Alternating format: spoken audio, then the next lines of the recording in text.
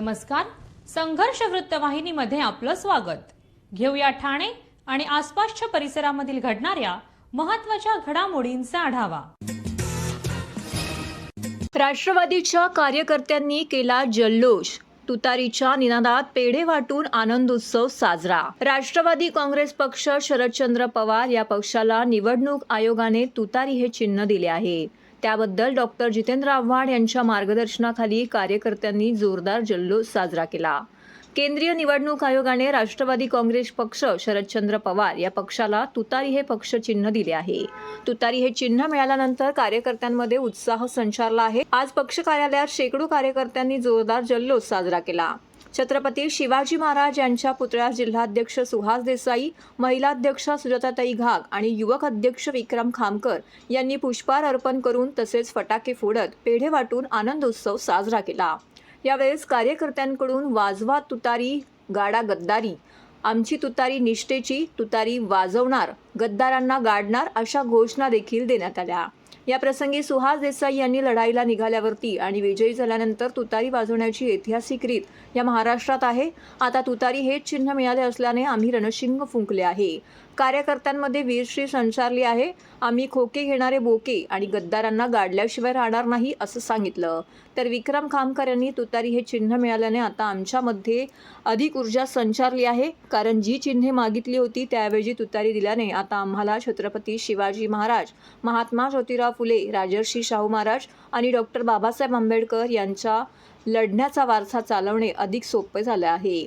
यावेळेस माजी नगरसेविका आरती गायकवाड, विद्यार्थी अध्यक्ष प्रफुल्ल कांबळे, विद्यार्थी कार्याध्यक्ष राहू पाटील, युवती अध्यक्षा पल्लवी जगताप, व्यापारी सेलचे अध्यक्ष दीपक क्षत्रिय, आरोग्य सेलचे अध्यक्ष असद चाऊस, कार्याध्यक्ष सुभाष यादव, ओबीसी सेलचे अध्यक्ष गजानन चौधरी आणि पदाधिकारी कार्यकर्ते मोठ्या संख्येने येथे उपस्थित होते।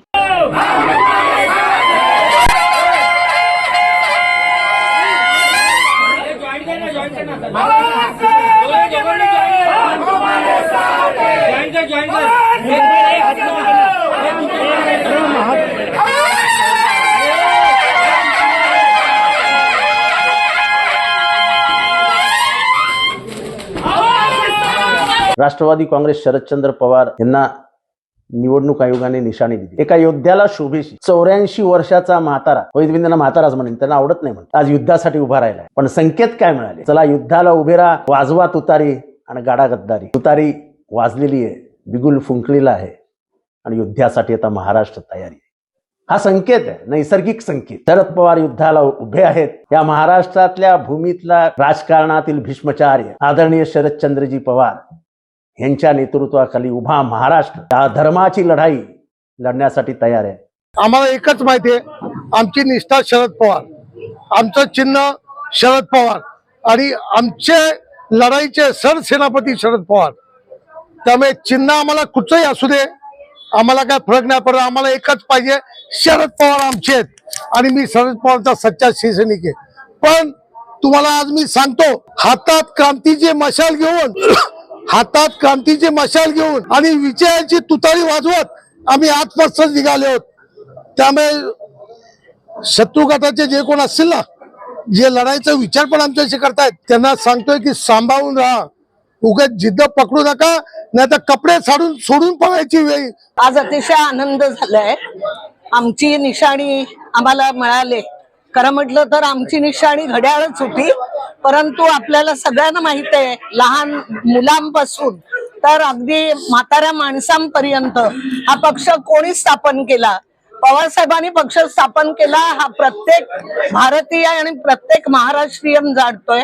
परंतु काही वेळेला काही आता राज्यामध्ये काही ठिकाणी बाप चोरले जातात, काही ठिकाणी पक्ष चोरले जातात। त्याप्रमाणे आमचेही बाप चोरले गेले, त्यानंतर बाप आमच्याकडे राहिले, पण पक्षाची निशाणी मात्र चोरली गेली। तर त्यासाठी आम्हाला आज तुतारी म्हणून निशाणी मिळालेली आहे। त्यासाठी आनंदाचा दिवस आहे, कारण की कुठल्याही लढाईला जेव्हा सुरुवात होते तेव्हा ते रणशिंग तुतारी वाजून सुरू केलं जातं, ते फुंकलं जातं। तर आम्हाला स्वाभिमान आहे, ही तुतारी निष्ठेची आहे, ही तुतारी महाराष्ट्राच्या स्वाभिमानाची आहे, ही तुतारी पुरोगामी विचारसरणीची आहे आणि ही तुतारी शिव शाहू फुले आंबेडकरांचा महाराष्ट्र कसा दिल्लीच्या तख्ताला हादरा बसवेल त्यासाठी आम्ही आज रणशिंग फुंकलेला आहे।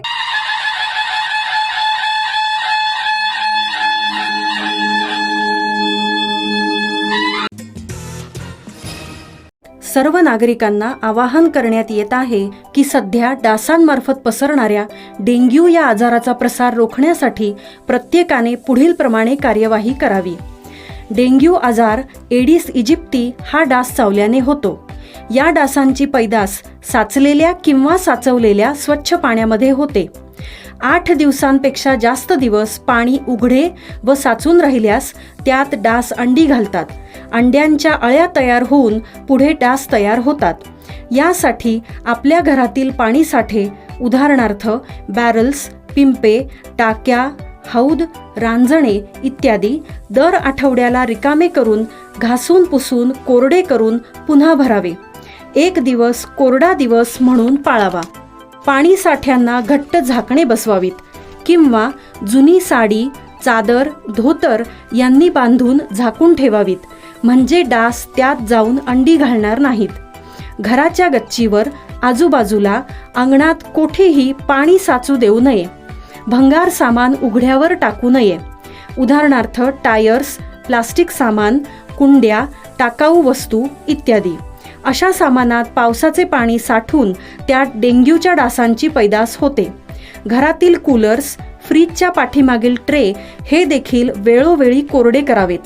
लक्षात ठेवा, नुसत्या फवारणीने डास घनता कमी होत नाही, तर त्यासाठी डास पैदास ठिकाणे नष्ट करणे ही आपल्या सर्वांची जबाबदारी आहे.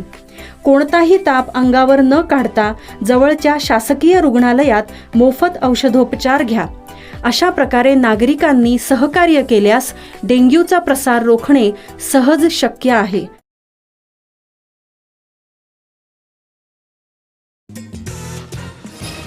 अखेर क्लस्टरमधून ठाण्यातील 16 SRA योजना वगळल्या. ठाणे महानगरपालिकेच्या हद्दीत सुरू असलेल्या 16 झोपडपट्टी पुनर्विकास योजना क्लस्टरमध्ये समाविष्ट करण्यात आल्याने या योजना रखडल्या होत्या. आमदार संजय केळकर यांच्या चौफेर पाठपुराव्यानंतर या योजना क्लस्टरमधून वगळण्याचा अध्यादेश राज्य सरकारने काढला आहे. त्यामुळे हजारो गरीब कुटुंबांचा हक्काची घरे मिळण्याचा मार्ग आता मोकळा झाला आहे. ठाणे शहरात गेल्या काही वर्षापासून झोपडपट्टी पुनर्विकास योजनांची प्रक्रिया सुरू होती. अनेक योजना अंतिम टप्प्यात होत्या. शेकडो कुटुंबे भाड्याच्या घरात राहत होती. अशावेळी राज्यात जनहिताची क्लस्टर योजना सुरू करण्यात आली. ठाण्यात क्लस्टरचे 44 आराखडे तयार करण्यात आले. यातील किसन नगर क्लस्टरचे काम सुरू झाले असले तरी इतर ठिकाणी अद्याप काम सुरू झालेलं नाही. या योजनेत SRA योजना सुरू असलेल्या झोपडपट्ट्यांचा देखील समावेश करण्यात आल्याने क्लस्टरसह या झोपडपट्ट्यांचा विकासही रखडला. SRA योजना ठप्प झाल्याने हजारो कुटुंबे हवालदिल झाली होती. SRA योजना सुरू असलेल्या ठाण्यातील अशा नियोजित 16 सहकारी गृहनिर्माण संस्थांच्या पदाधिकाऱ्यांनी आमदार संजय केळकर यांची भेट घेऊन व्यथा मांडली. गेल्या 2 वर्षापासून केळकर यांनी SRA प्राधिकरण अधिकाऱ्यांशी चर्चा, अधिवेशनात चर्चा आणि मुख्यमंत्री एकनाथ शिंदे, उपमुख्यमंत्री देवेंद्र फडणवीस यांच्याशी चर्चा असा चौफेर पाठपुरावा केला. अखेर या प्रयत्नांना यश आले असून राज्य शासनाने अध्यादेश काढून सन 2022 पर्यंत सुरू असलेल्या SRA योजनांना क्लस्टरमधून वगळण्यात आले आहे. शासनाचे आणि माननीय मुख्यमंत्री एकनाथ शिंदे साहेबांचे मी आभार मानीन, त्यांचं अभिनंदन करीन. ठाणे शहरामध्ये क्लस्टरची योजना सर्वदूर सुरू झाल्या होत्या, त्याचे आराखडे तयार झाले होते आणि SRAचे जे प्रकल्प ज्याच्या प्रक्रिया सुरू झाल्या होत्या असे अनेक प्रकल्प जे आहेत ते क्लस्टरमध्ये घेतले गेले होते. क्लस्टरमध्ये घेतले गेलेले असल्यामुळे यांचं SRAचा प्रकल्प जो आहे तो ठप्प झाले होते आणि हजारो झोपडपट्टीवासीय जे आहेत यांच्यावर एक प्रकारे म्हणजे वाट बघण्याची वेळ आली होती. त्यांना कुठल्याही परिस्थितीमध्ये क्लस्टर मुक्त व्हायचं होतं आणि असे जे SRA प्रक्रिया असलेले प्रकल्पातले लोक माझ्याकडे आले होते, त्यांची आम्ही पाठपुरावा केला. त्यांच्या संबंधातल्या त्या सगळ्यांना घेऊन जवळजवळ 18 SRA प्रकल्पाचे प्रतिनिधी माझ्याकडे आले होते. SRAच्या बरोबरही मिटिंग झाल्या, विधिमंडळातही आम्ही त्याचा पाठपुरावा मी केला आणि त्या दृष्टीने आणि ते न्याय्यच होतं, कारण की SRA प्रोजेक्ट आमचा कधी पूर्ण होणार, झोपडपट्टीवासी जे ते विचारत होते. कारण प्रक्रिया आमची सुरू झाली आहे. क्लस्टर जोपर्यंत त्या ठिकाणचा आराखड्यामधला सुरू होत नाही तोपर्यंत आम्ही किती वर्ष वाट बघणार, अशी फार मोठी अडचण या झोपडपट्टीवासियांची झाली होती. परंतु आज या शासनाच्या निर्णयाच्यामुळे ते मुक्त झालेले आहेत, ऐच्छिक आहे. 2022च्या आधी ज्यांची प्रक्रिया सुरू झाली आहे त्या सगळे जण जे आहेत ते क्लस्टरमधनं SRA प्रोजेक्ट राबवायला मुक्त केलेले आहेत. TJSB सौर शक्ती कर्ज गो ग्रीन करा वीज बिलावर बचत. आकर्षक व्याजदर, 84 महिने परतफेड कालावधी, 80% लोन, व्यावसायिक आणि उद्योजकांकरता सुद्धा. अधिक माहितीसाठी तुमच्या जवळच्या शाखेला भेट द्या किंवा संपर्क साधा. 1800-223-466 आणि 1800-266-3466.